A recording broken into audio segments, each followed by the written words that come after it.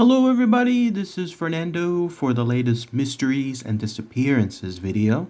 Once again, I'm featuring another one of these in here. This one from the reddit.com website. They're from the subreddit called Missing Persons.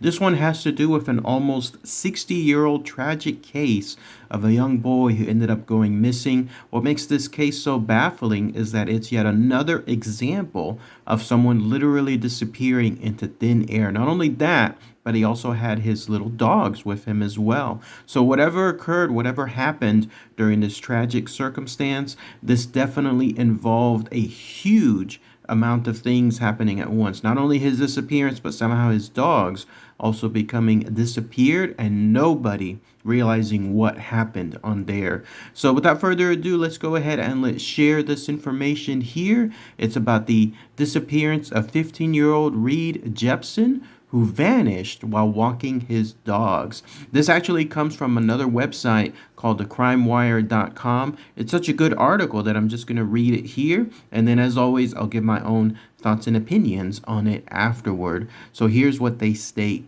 Reed Taylor Jeppson was born on May 28, 1949, to Elizabeth and Edward Jeppson. Reed was one of 11 children in a large Mormon family in Salt Lake City, Utah. The Eagle Scout was a good student, well liked by his peers, and had a part-time job as a paperboy.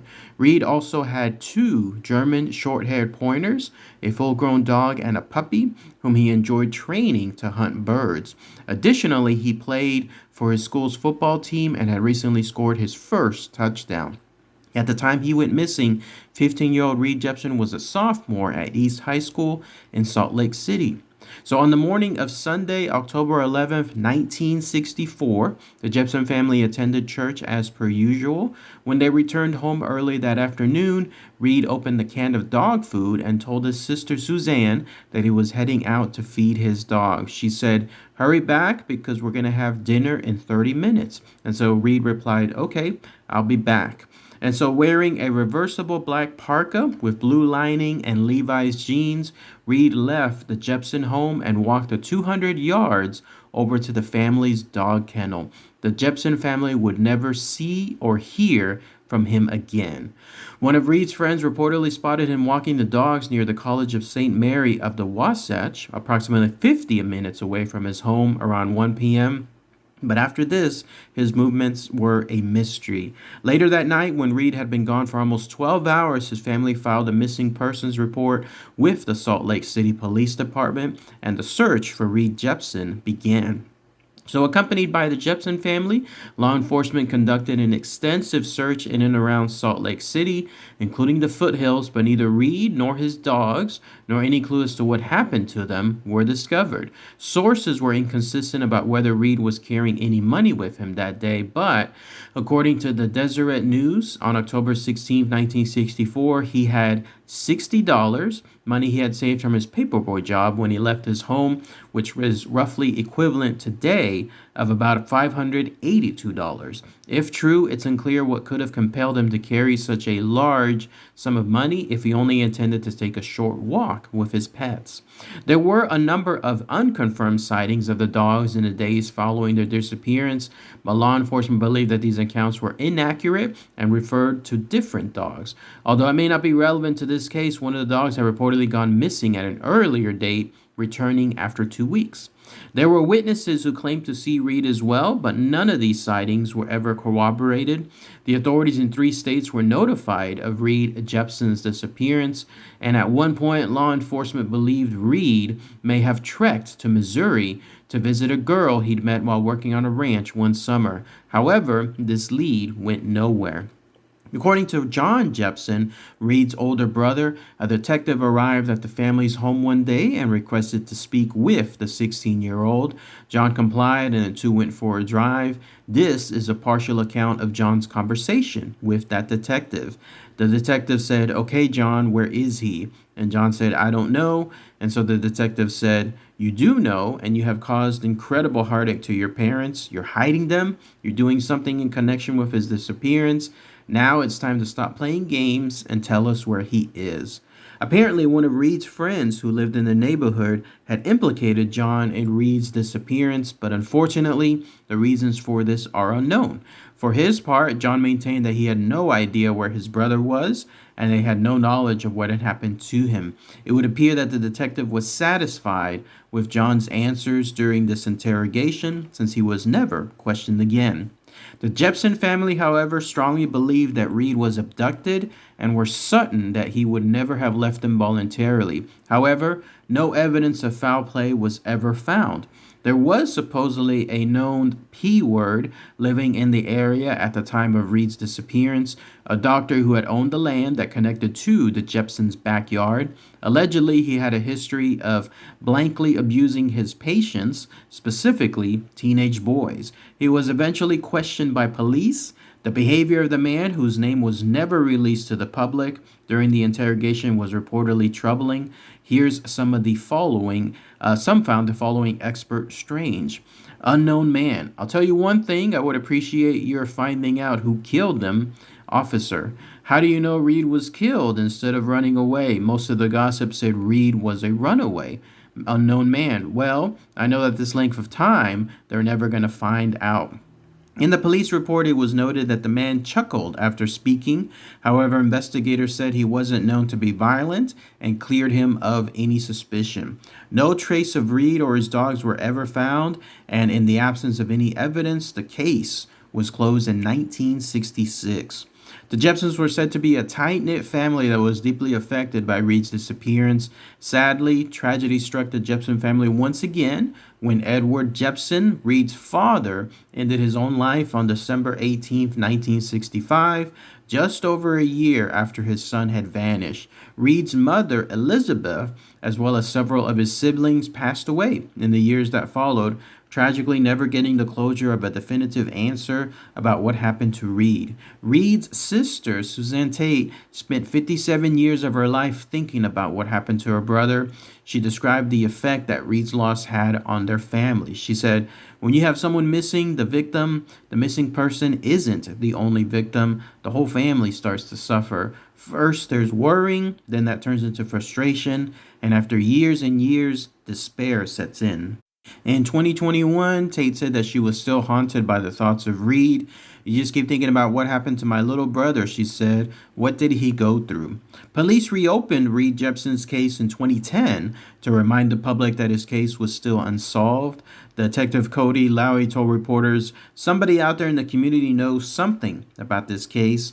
And so investigators took DNA samples from living members of the family and then checked them against a database of unidentified deceased persons. The authorities also released an age-progressed image that approximates what Jeppson might look like today. In 2012, the police received a tip from a couple who found animal bones on their property, which had previously belonged to the doctor, and they were dismembered and wrapped in plastic bags. They could only provide pictures of the bones since they'd have already been discarded. He said it looked like two dogs, a large one and a small one, Tate said. We believe they were Reed's two dogs. Police searched the gully in Salt Lake City with shovels and a backhoe looking for Reed's remains, but nothing was found. Officer Josh Ashdown had this to say about the tip. Because of the nature of the case, I can't get into that specifically, but enough of a tip that it was worth coming out here with some cadaver dogs and digging. Reed Jeppson's unexplained disappearance is the oldest unsolved missing persons case on file at the Salt Lake City Police Department. And so, according to Suzanne Tate, the Jeppson family considered many possibilities to explain Reed's disappearance. An animal tack was proposed, though they wondered how such an incident could have left no trace of Reed or the two dogs. Some members also reportedly believed the boy experienced some kind of freak accident, such as falling into a cave, into the foothills, or the mountain. Tate presented her own theory, which was considerably more sinister. I told my mother I believe a P word got a hold of him. She said it had to have been a P word. Though a local P word was cleared of any involvement back in 1964, Tate still thinks her brother's killer got away. There may never be an answer to the tragic enigma, though Corden Parks, a cold case investigator for the department, hasn't given up and said he would like to interview Reed's school classmates. Authorities in Salt Lake City encourage anyone with information on the case to submit a tip. Meanwhile, there is still a headstone for Reed at the SLC cemetery that is engraved with his name, date of birth, and the day he went missing. October 11th, 1964. We just feel like our family has been robbed of a wonderful addition to the family, Tate said. His chance for life was stolen from him.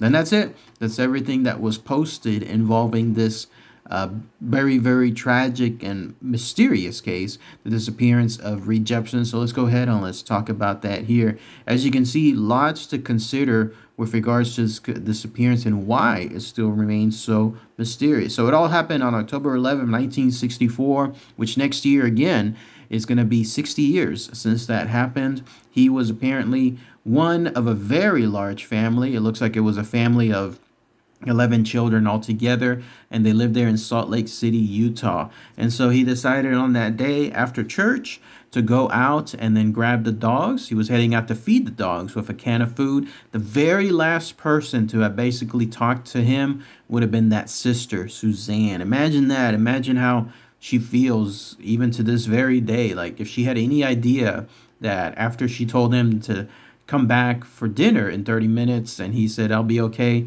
that he'll be back, then that was it. That was the very last thing, the very last encounter that she had with him. But otherwise, the kennel itself was located about 200 yards away. So somewhere between that, either going to the kennel or going from the kennel, that's when he outright disappeared. He was never seen or heard from again. The closest would have been one of Reed's friends spotting him near a College of St. Mary of Wasatch, which is 50 minutes away.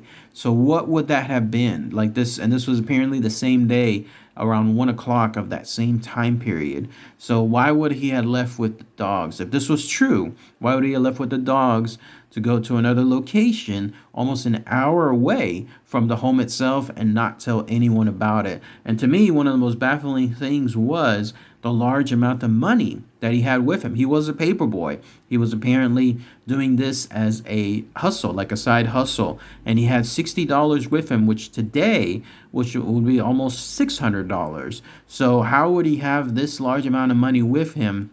Why would he have it if he was just simply going for feeding the dogs and then maybe taking them out for a walk?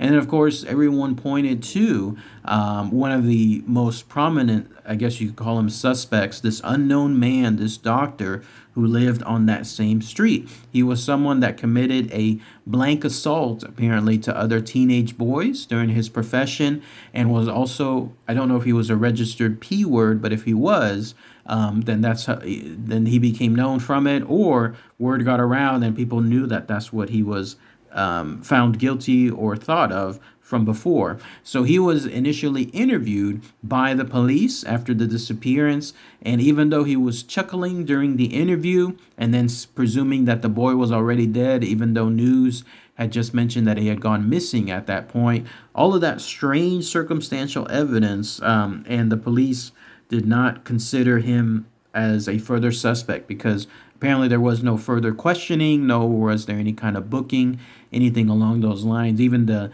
sister, the one that saw him last, was presuming that that's what had happened as well, that it was involving the boy getting abducted, and she believed that it was either him or someone else, another P word that happened to be around that area. There was that other thing as far as a link involving an animal, that there could have been something along those lines.